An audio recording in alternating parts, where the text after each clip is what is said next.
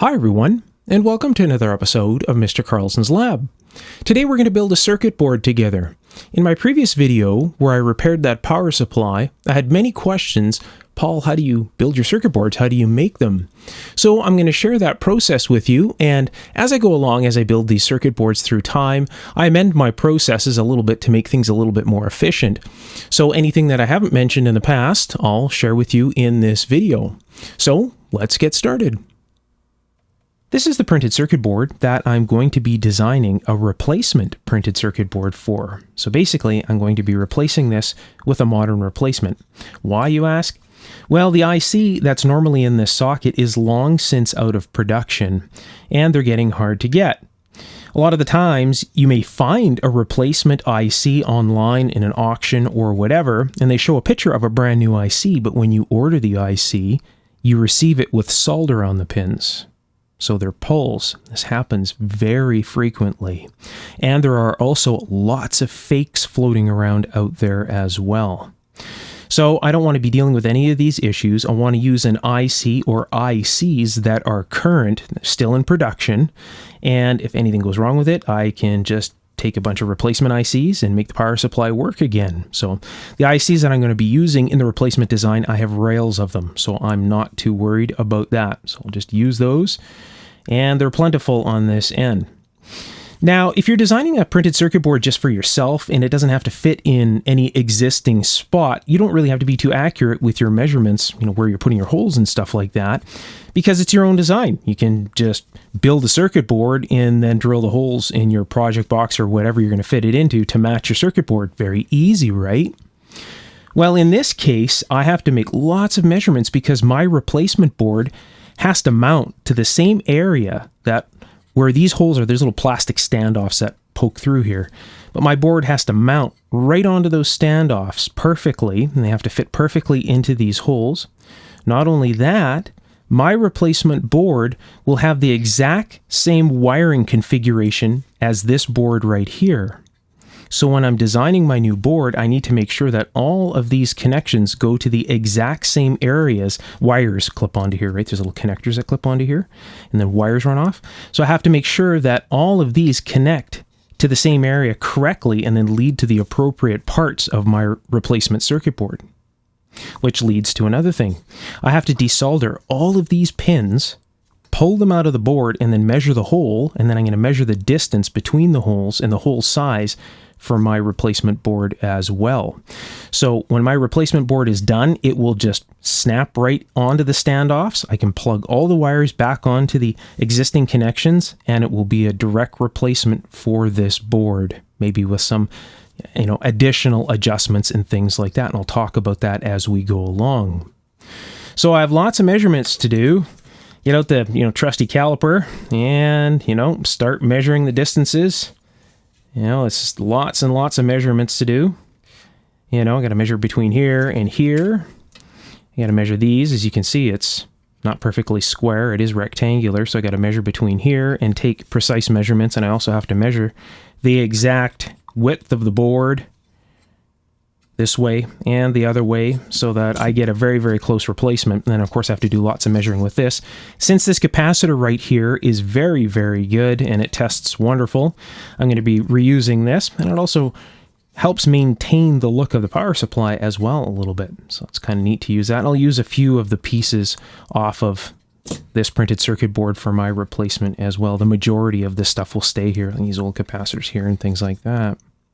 So what we'll do is we'll go over to my very old computer that has a CAD program in it. We'll take a look at the old screen, and I'll show you exactly how I draw this up and so on and so forth. All right, quite some time later, I have all sorts of measurements made. So this is not the actual size. This is, fitting the screen. If I go to F3, that's the actual size of the circuit board right there. And I've measured up the capacitor, so the capacitor will mount, and I've also got the mounting holes, pads for the mounting holes. So basically what I'm doing is I'm just putting pads here, and I'm going to use them as a guide to drill through. So I've got them all measured up, and I've got the actual board measured up. So all these other little lines that you see here are just helping me figure out where to put everything. So lots and lots of measurement. It's a capacitor that mounts here and here. And these are all the other connections. So these are the connections where all of those wires come to right here. Now, since this is going to be a double-sided circuit board, so there's going to be components on the top side and on the bottom side of this board, whereas the older one was just a single-sided board, right? So this one here will have a place to solder those little pins or those little connections on both sides, which will make them a lot stronger as well. So if the board ever does need to come out in the future for a replacement, basically twice as strong as what's in there right now. Now, I failed to mention before that I also have to remove all of those pins out of the existing board, and I have to install them into this board. The old ones are crimped on the bottom, so I have to pinch that crimped area together and then pull them out of the top side of the board. And of course, I'll have to make sure that they fit into this new board, and then I'll recrimp them into the new board. So there's still quite a bit of work to do in, just putting the small things together, forget all the circuitry and everything like that.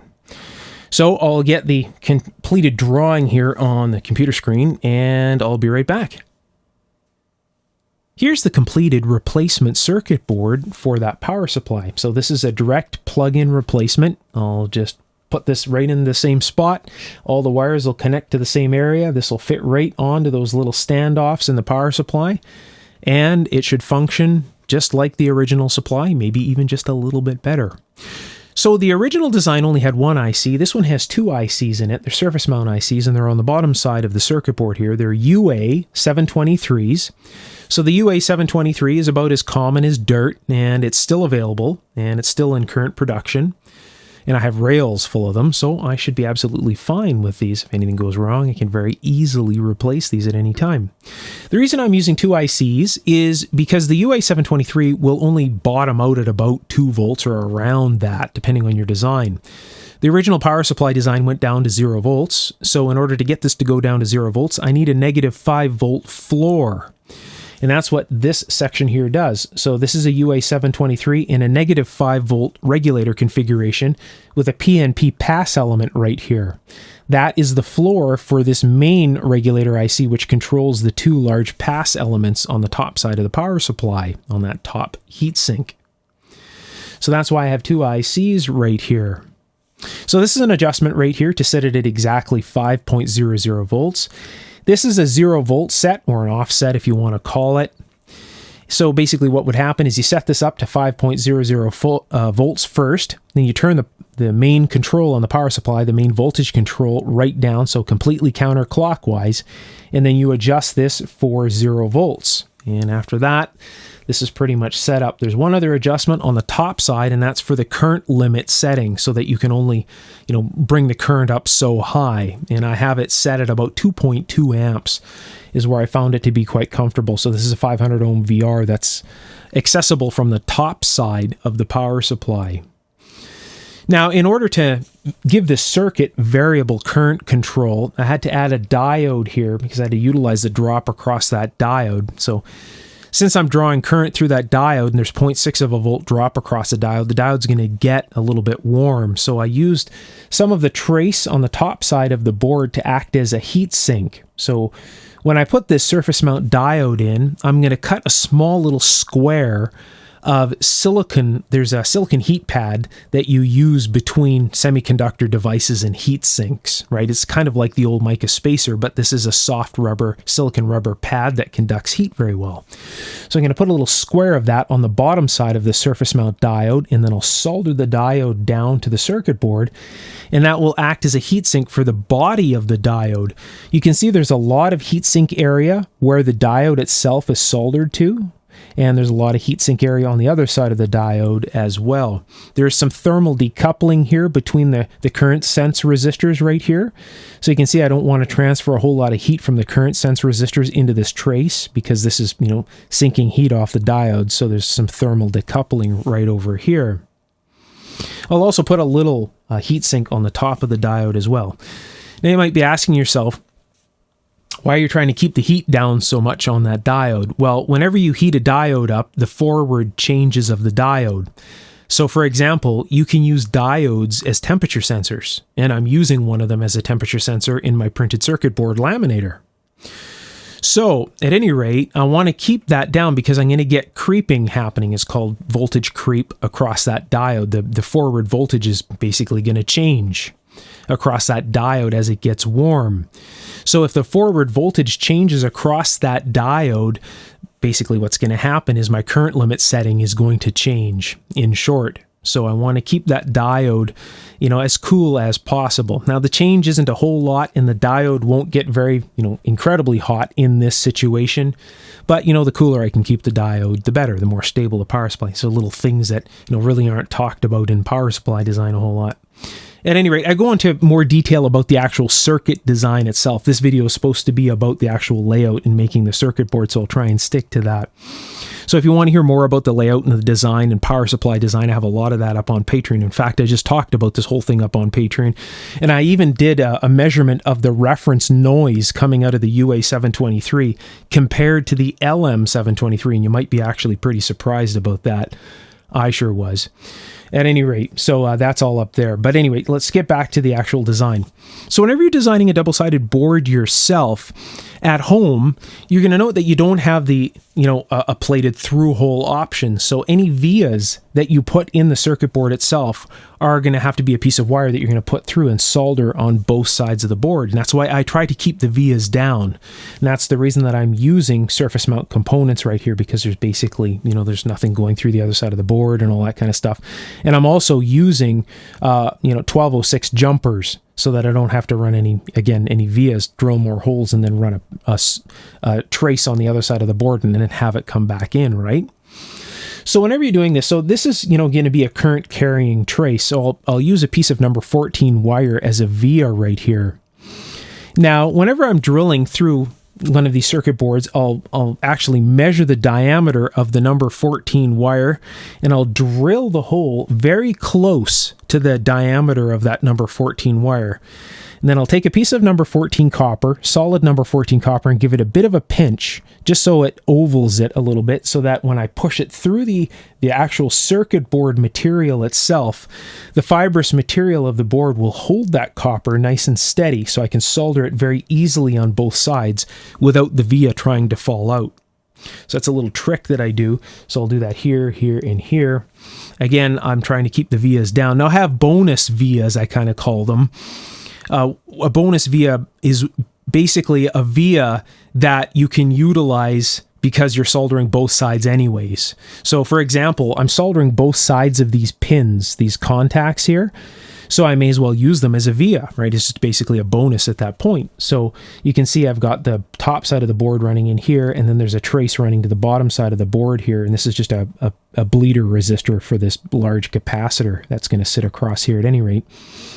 So that's all that is right there. And you can see I've got, a diode on the bottom side here, and there's a capacitor here, things like that. So they're just bonus vias basically that I'm using over here, things like that. So again, I'm going to print this off right now with the top side of the board. So there'll be the regular size right here, right? So the top side of the board is mirrored. The bottom side of the board is not mirrored. I'm going to use the sandwich method. I'll show you that here, and then we'll run the stuff through the laminator and make a circuit board. So the next thing I do is I use this old 3M projector. It has a nice little Fresnel lens on the top of it here. And I'll put some paper on to block the light. Now you never want to get this light in your eyes because it's extremely bright. At any rate, this is what I use to align both sides of the transfer. Okay, so this is one side, and this is the other side. So you can see, if you look here, right, it's just the back side of the circuit board. It's not mirrored, but the printing still is. But when you put it onto the circuit board, if you were to look at it, see, you can see already straight through, because that would be on the circuit board like so, right? So what I need to do is I need to align both of these perfectly. So what I have to do is I have to cut these out. So print it onto a piece of paper, and then I cut them out. So I'm cutting this one just a little bit shorter. You can see this little piece of paper is slightly shorter than the other one, and that's so I can tape this to the top side of it to do the sandwich method. So what I'm going to do here is Get everything somewhat centered. All right, I'll turn this on. I got to get some tape ready. So what I usually do is I have a piece of tape or two set like this. Okay. And I'll align it like this. So turn this on and I'll zoom on in so you can get an idea of what's going on. So what I need to do is I need to align both of these until they're perfectly on top of each other. So you can see I'm here. You can see how the holes kind of get blocked. So they're blocked right now.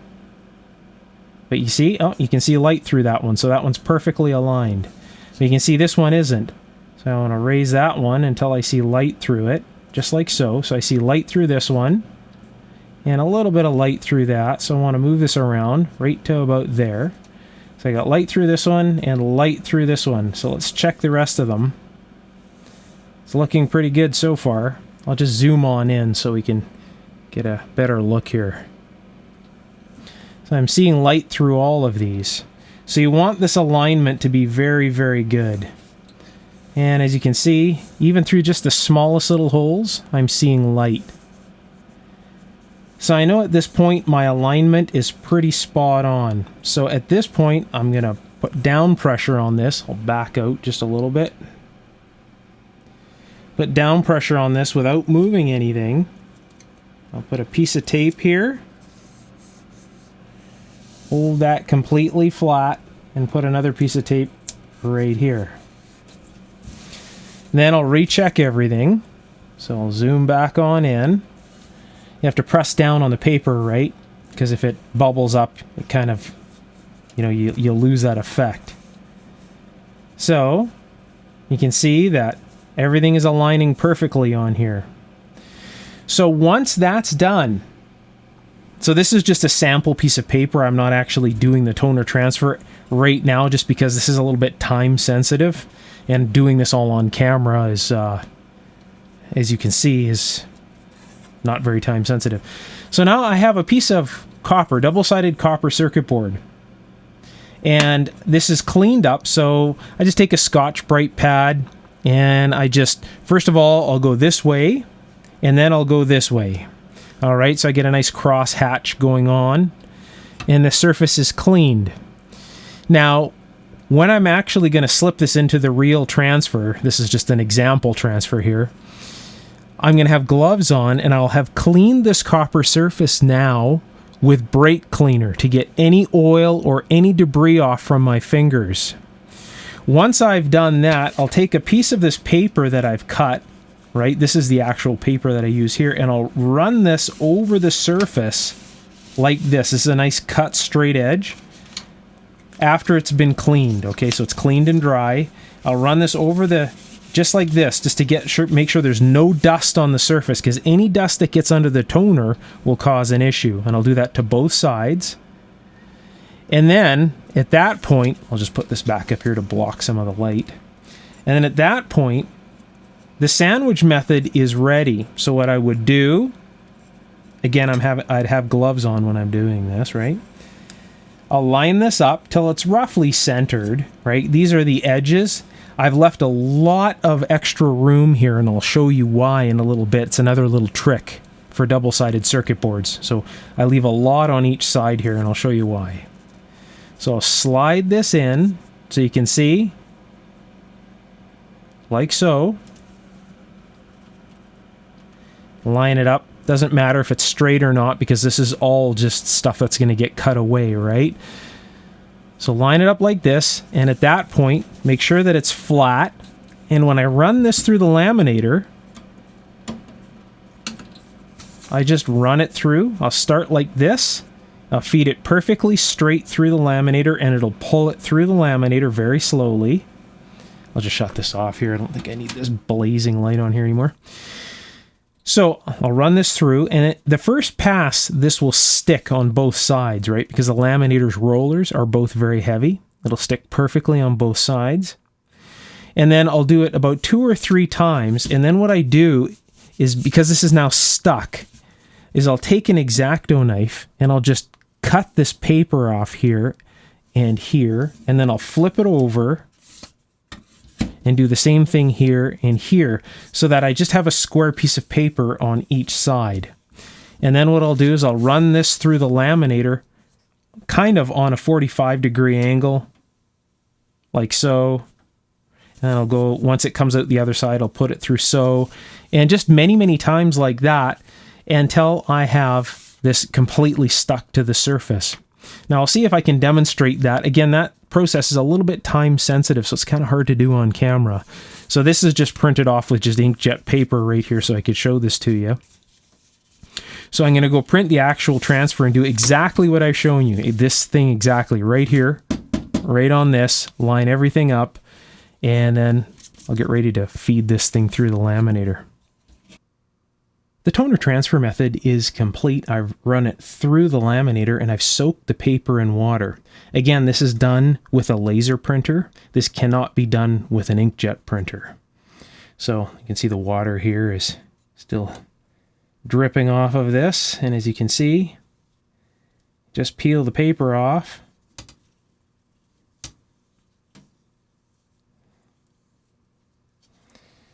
Very carefully. This makes a mess here.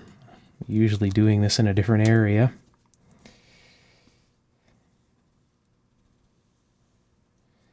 And I should add some more water to this. It's a little bit dry on the bottom side. It soaked the top portion of the paper, but I want to make sure that the paper is completely soaked. I've already peeled a bunch of the back side off.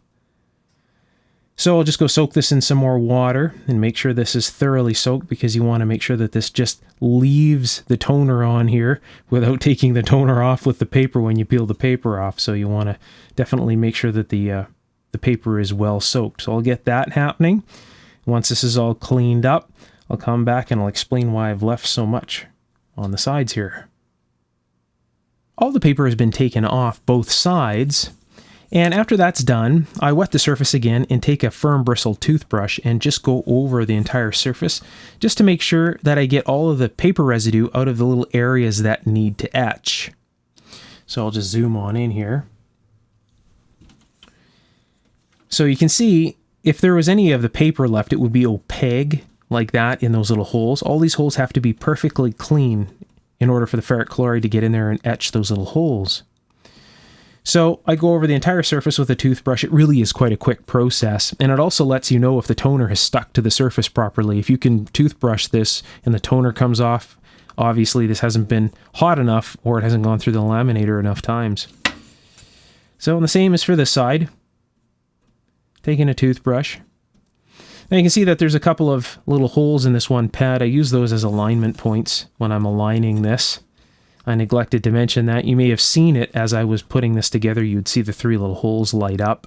So I use those as alignment points. And then what I do is just before I etch this is I'll get my Sharpie and I'll just touch this hole, and then the same on the other side, just so the center hole is exposed, because Sharpie holds up quite well inside the in the ferric chloride. And then that way I don't get any etching over here.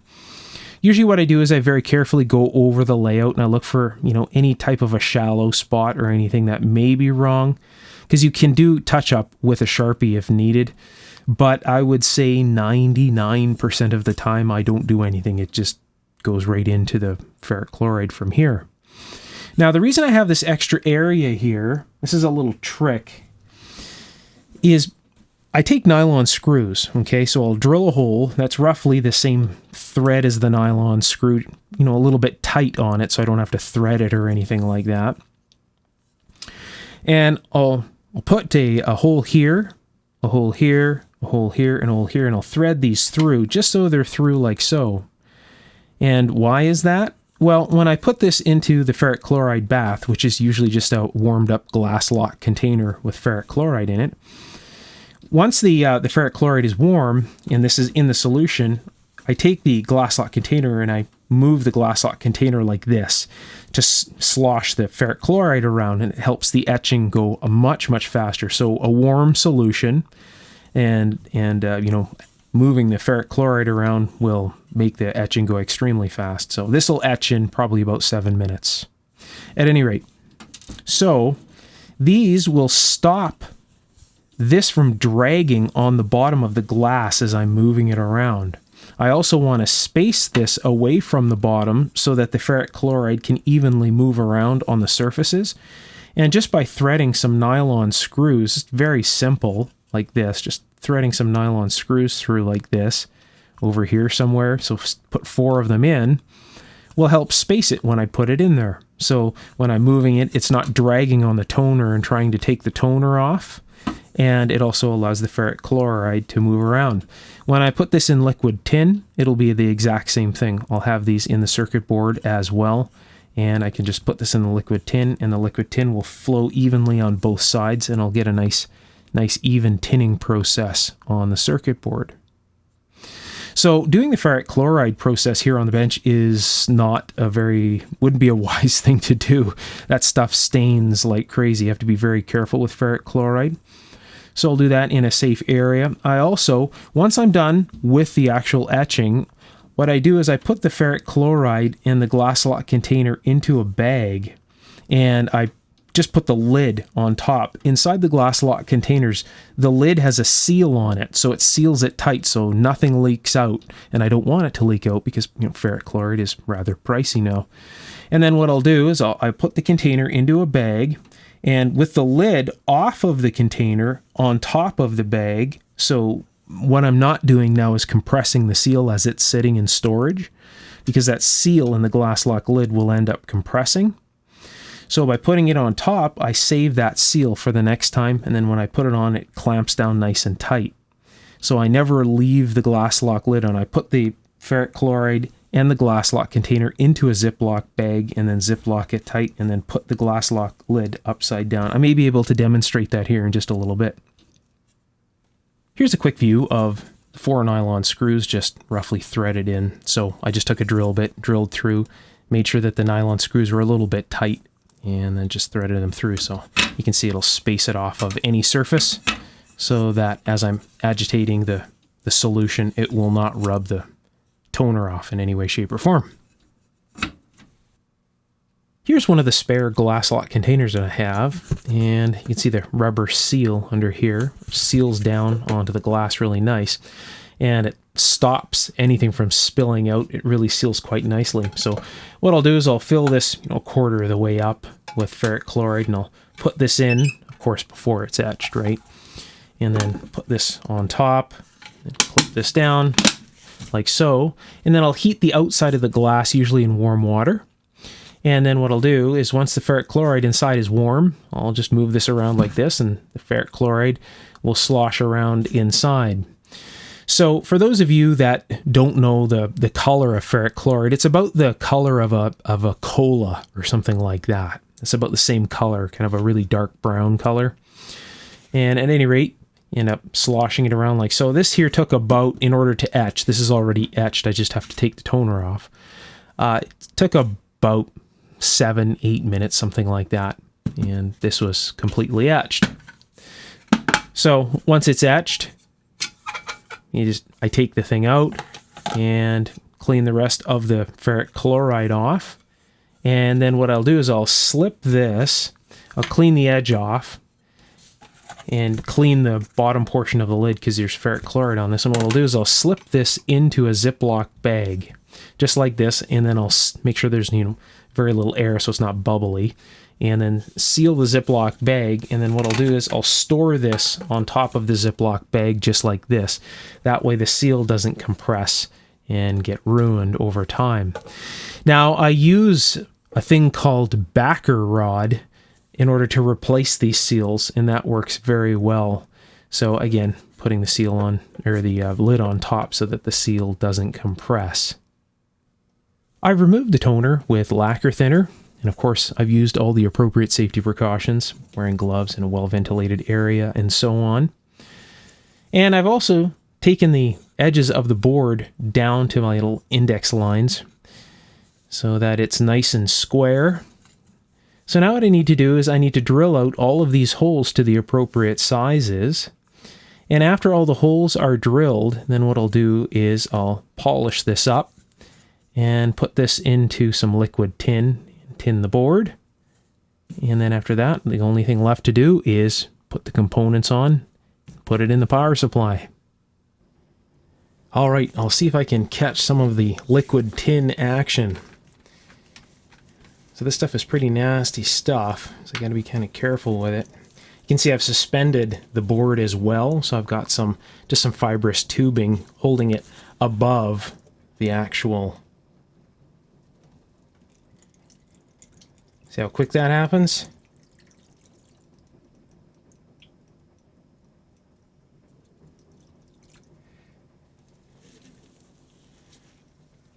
So I will just put this cap on, like so. Definitely don't want to get any of that on my hand, so I'll just let that sit for a little while, just to make sure I get a nice thick coating of tin on there. And then I'll show you the next step after that.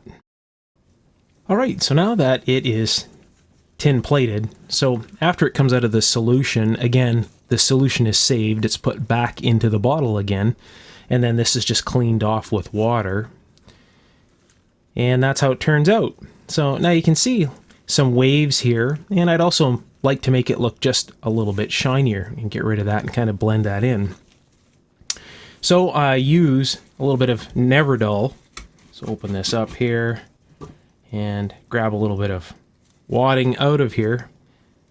Basically, you just pull off a little chunk and just go over it like this.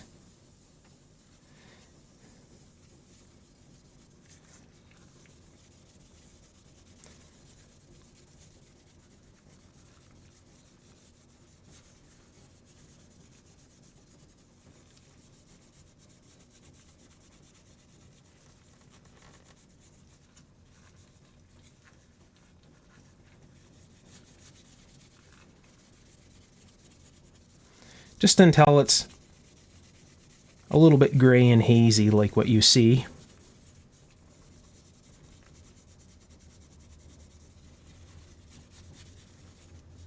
Try and get everything nice and even.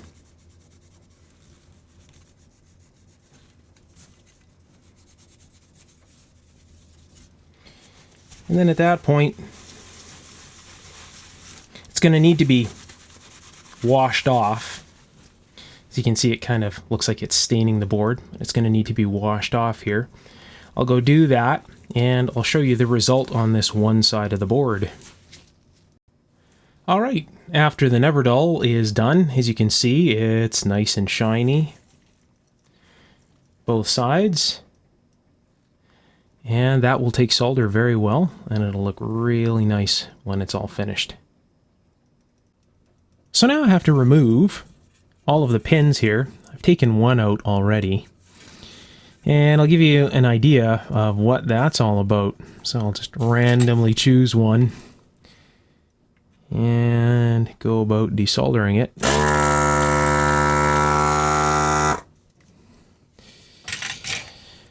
So you can see how they've basically crimped it on the bottom side there. So they've put something in the center of it and spread it open. Some are worse than others. So what I found that works very well with this, let's see if I can zoom in anymore. I think that's the maximum zoom I got with this lens. So what I do is I end up pinching this very carefully. So I have to get underneath, right? So I have to get underneath these little areas that they've pinched down and then pinch them up like so. And then once I get them away from the board, then what I do is I just squeeze them together, like so. And then on the top side, I'll take these clippers and I'll put them right at the bottom. So these are flush cut. You can see how close the edge of the blade is to the bottom there, and I'll just use this to grab underneath that little portion right there. Just like so. And then I'll pull it out like a nail. So just do like this. Just like that. And then I take them out and I'll straighten everything up, clean this up, and then pinch this together just a little bit better, and then this will get inserted into the new board. I'm about to start putting on the parts, and this is an 0402 part right here. So that's a little capacitor that you can see right in there. So I'll start soldering on all these capacitors and resistors in this area over here. And then what I'm going to do is I'll remove a couple of these. Pardon the focus hunting there. This is pretty close up. So I'll end up putting on the ICs. So the line side is here, and that means that this goes on this way. So what I'll end up doing is I tack one of the legs on. So I'll just grab this with the tweezers. So what I'll do is I'll just put this on here, and then what I do is I tack one of the legs, and then I'll tack another leg, and then I'll go through and solder this on. And the same goes for this side here. This one here actually goes this way, but you get the idea. I'll put this on here and then solder this on over here. So what I do is I solder the smallest components first and then work my way up to the larger components. Reason being is if I put the components on the other side of the board is going to stand off the bench, and you got the different size capacitors and stuff, basically spacing the board away from things. So it's nice to have the board on a flat work surface, and then I can put on all the very, very small components first, get all the really fine work done, and then after that's all done, then I go on to the other side and I'll put on all the through-hole components. So you can see there's quite a bit of glare on the board with the way the lighting is there. So you can see all the little 402 components that will go on here. And the 1206, you can see there's a jumper here. There's a trace running below both of these components, things like that. The board is now fully populated and ready to be reinstalled in the power supply. So quite a bit of time with the drill, pushing these little connections through the printed circuit board and crimping the bottom side again. There's a little bit of time involved doing that. But it went together pretty easy, pretty straightforward. There's the bottom side.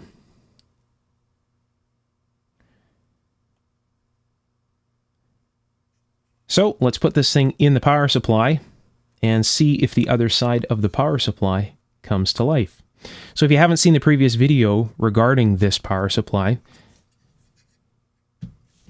there's the board for the other side. So this board here works and is aligned. This one here is just finished. So I'll just put this thing in, click the switch, and hopefully it does the same thing that that board does. Okay, both boards are installed. We know that this one works from the previous video. Let's see if this one works. So I'll make sure the switch is off. And actually what I'll do is I'll prop the front of the unit up so that we can see the meters. Move this over.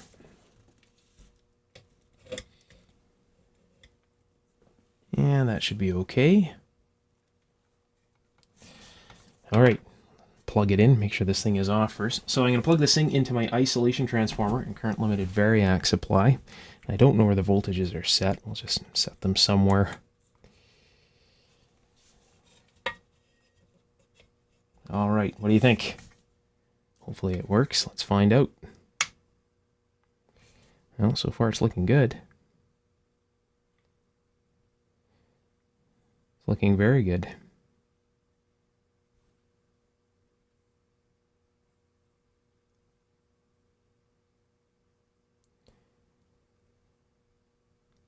And the current is pretty straightforward. The current was set up on this board in the other video, and I'll have to do the alignment on this. Nothing has been done to this. So the board is, just as you've seen, just plugged right in, and we've witnessed this together. So I still have to go through and do the entire alignment on this one side here. So I got to set the negative 5 volt supply, and then set the 0, and then set the current limit and everything like that. So if you want to see how that's done, that is in the previous video on this one side. It's exactly the same for this side right here. So my power supply is back in service again. That makes me very happy. This will go underneath those two very large oscilloscopes, and I'm back in service. Thanks for stopping by the lab today. If you're enjoying my videos, you can let me know by giving me a big thumbs up and hang around. There'll be more videos like this in the very near future. We'll be taking a look at vacuum tube and solid state electronic devices alike. So if you haven't subscribed, now would be a good time to do that as well. And if you want to be notified as soon as I post a new video, don't forget to tap that bell symbol.